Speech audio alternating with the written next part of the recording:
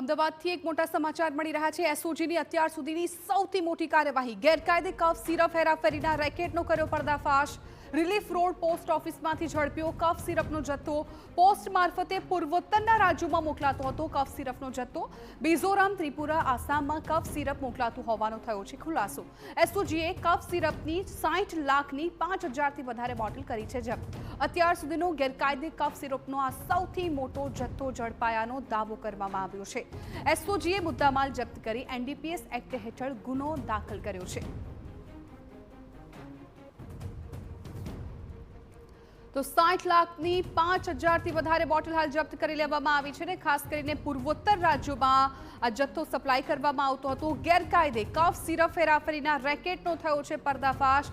Relief road post ઓફિસમાંથી કફ સિરપનો મોટો જથ્થો ઝડપી લેવામાં આવ્યો છે।